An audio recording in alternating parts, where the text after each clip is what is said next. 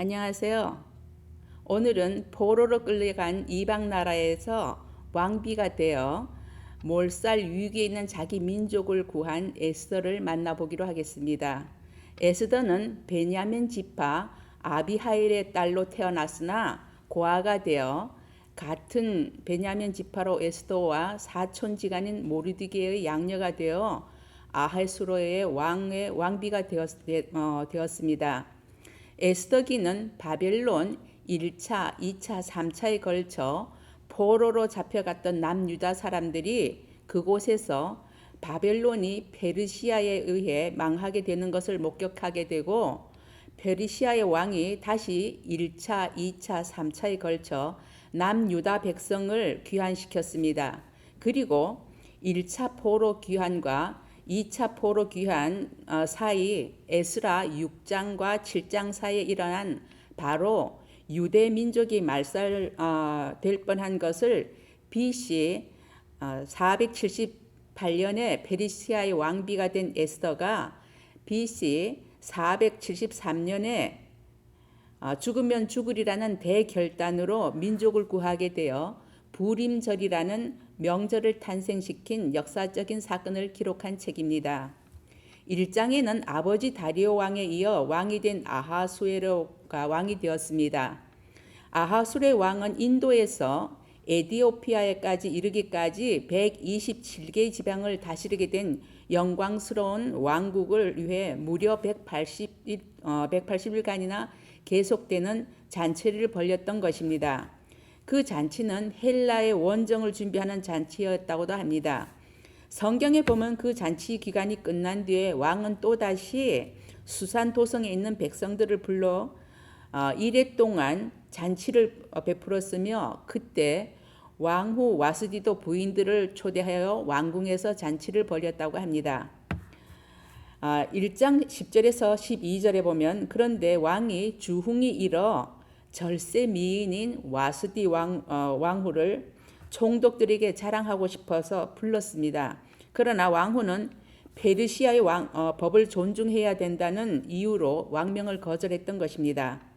왕은 왕후가 자기 얼굴에 먹칠을 했다고 생각하고 법률가들과 고문관들에게 의논해서 페르시아의 여인들이 남편을 존경해야 한다는 의견으로 마침내 왕비 와스디를 폐위를 시켰습니다. 그런데 갈대아 주석가들은 아하수레 왕이 왕후의 나체를 보여주려고 했다고 기록했다고 했습니다. 만일 그 기록이 옳다면 아무리 왕의 요구라고 해도 왕후가 거절한 것은 당연한 것입니다. 2장은 와스디 왕후 대신에 에스더가 새 왕후로 뽑힙니다. 그리고 2장 21절에서 23절에 보면은 왕의 두 내시가 왕을 죽이려는 음모를 꾸미는 것을 모르드게가 알고 에스더에게 알려서 아하수레 왕의 목숨을 구하게 된 그 사실이 궁중실록에 기록이 됩니다. 3장은 하만은 왕의 모든 종들보다 높은 데 앉기 위해 계획을 세웠고 마침내 왕의 조서는 대궐 문에서 일하는 사람들은 하만이 드나들 때마다 무릎을 꿇고 하만을 숭배하게 하도록 하였습니다. 그러나 모르드게는 신명기 5장 7절에서 17절에 있는 십계명의 말처럼 하나님의 율법을 순종하는 사람이라 하만에게 무릎 꿇고 숭배할 수는 없었던 것입니다. 3장 12절에 14절에 보면은 하만은 유대가 몰살시킨 아말렉 그러니까 에서의 후손으로 유대에 대한 원한과 증오가 매우 깊었던 사람이었습니다.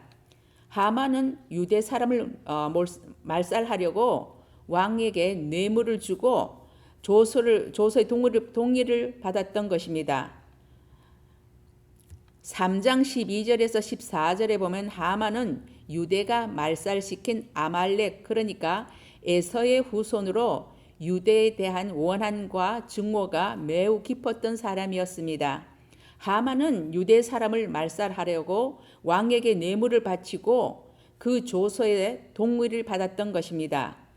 조서에 유다인들을 어느 달 어느 날에 죽일지 주사위를 던져 제비를 뽑았는데 바로 그 해 12월 13일이 뽑혔던 것입니다. 그날에는 노소나 어린이나 부녀를 불문하고 모두 죽이고 도륙하고 진멸하여 그 재산을 탈취하도록 명령을 내렸는데 그 명령은 전국 127도에 전하여서 그날을 준비하게 하였던 것입니다. 그 보고령은 에스더가 왕비가 된 지 5년 후에 내려졌던 것입니다. 4장은 모르드게는 유다 사람을 전멸시키라는 왕의 칙령을 에스더 왕비에게 보내면서 왕에게 나아가 백성을 살려달라고 탄원을 하라고 하였습니다.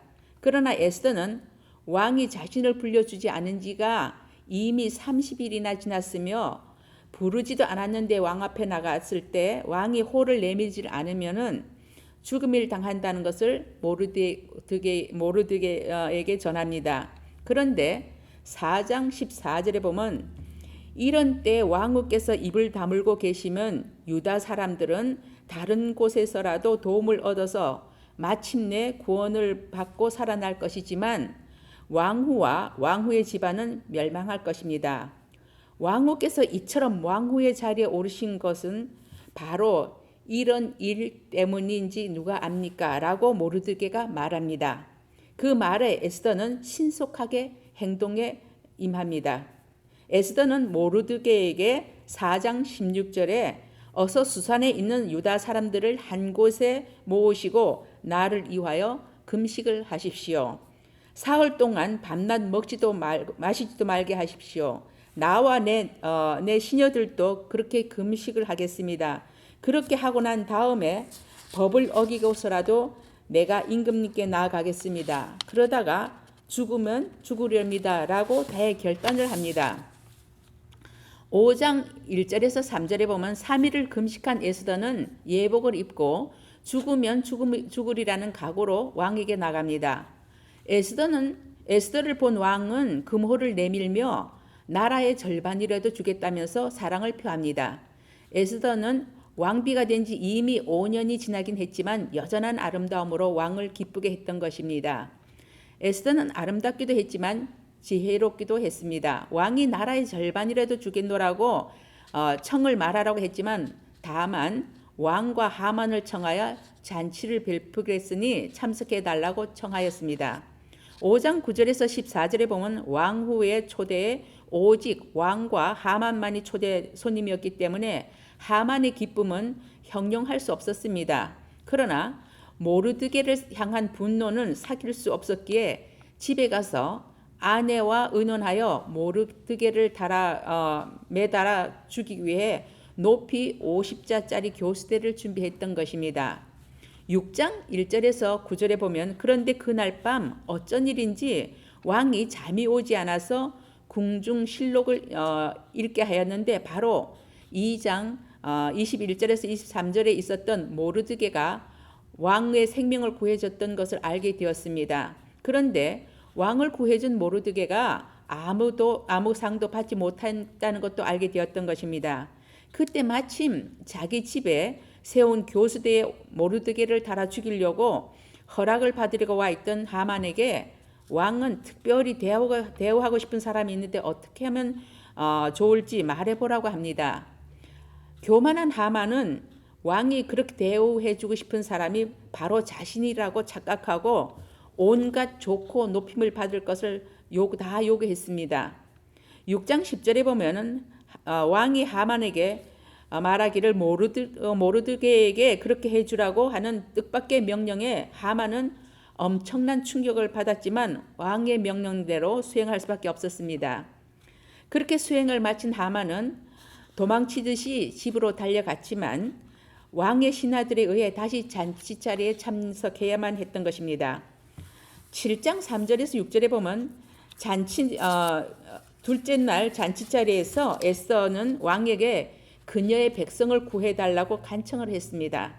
왕이 그 백성을 멸하려는 자가 누구냐고 물었을 때 그 대적, 그 원수는 바로 이 흉악한 하만입니다라고 에스더는 진실을 말했던 것입니다. 왕의 진노로 하만이 모르드게를 달아 죽이려고 했던 교수대에 자신이 달려 죽게 되었던 것입니다. 8장 1절에서 6절에 보면 에스더는 하만의 흉계로 이루어졌던 왕의 조서를 무효로 만들어 달라고 간청했지만 그 조서를 철회할 수는 없었습니다.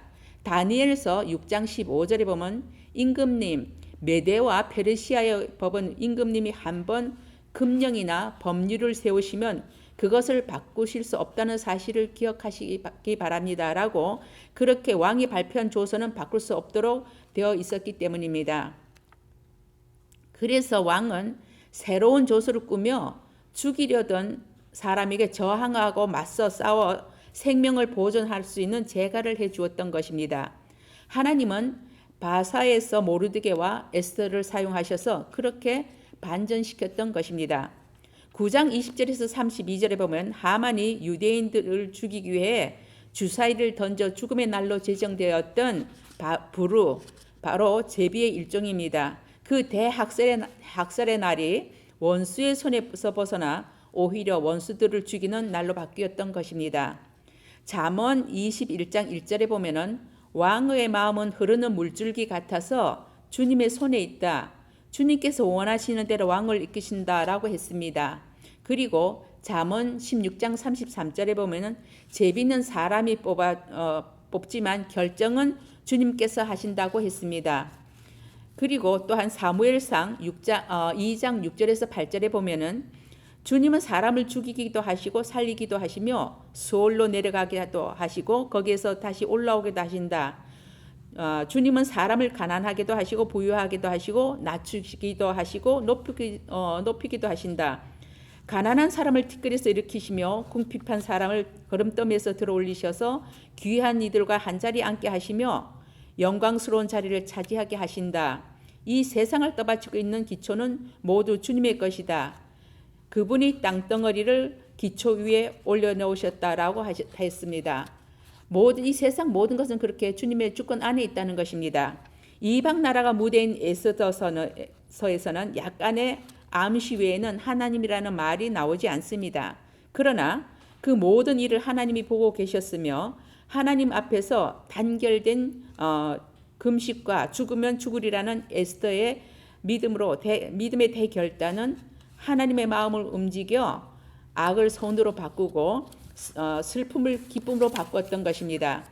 9장 21절에서 22절에 보면 해마다 아달월 14일과 15일 이를 명절로 지키도록 지시하였다. 그날에 유다 사람이 원수들의 손에서 벗어났으며 그날에 유다 사람의 슬픔이 기쁨으로 바뀌었고 초상날이 잔칫날이로 바뀌었으므로 모르드게는 그 이틀 동안을 잔치를 벌여서 기뻐하는 명절로 정하고 서로 음식을 나누어 먹고 가난한 사람들에게 선물로 주는 날로 지키도록 지시하였다고 하였습니다.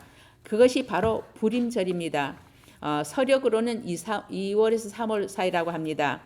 10장에 보면은 모르드게는 그 후 골력의 서열이 2위가 되어서 9장 4절과 10장 3절에 보면 메대와 바사 왕들의 공식 기록에 기록이 되어 있습니다.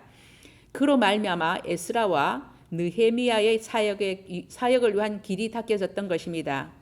아름답고 지혜로울 뿐만 아니라 용기와 책략 그리고 애국심까지 깊었던 에스더는 자신을 길러준 모르드게에게 복종할 줄 알았습니다. 또한 용기 있고 담대한 에스더가 없었다면 히브리 민족에게 어떤 일이 일어났을지 추측하기 어렵지 않습니다. 에스더서는 교훈적인 이야기가 아니라 중요한 역사적 사건입니다. 바로 히브리 민족이 몰살 위기에서 구출한 사건을 다룬 책입니다. 유대의 한 아름다운 여인이 구세주가 오시는 길을 닦는데 나름 그렇게 역할을 했던 것입니다. 하나님은 당신의 목적을 이루시기 위하여 에스더를 도구로 사용하신 것처럼 오늘 우리가 있는 이 자리가 하나님의 어떤 섭리에 의한 자리인지 누가 알겠습니까? 감사합니다.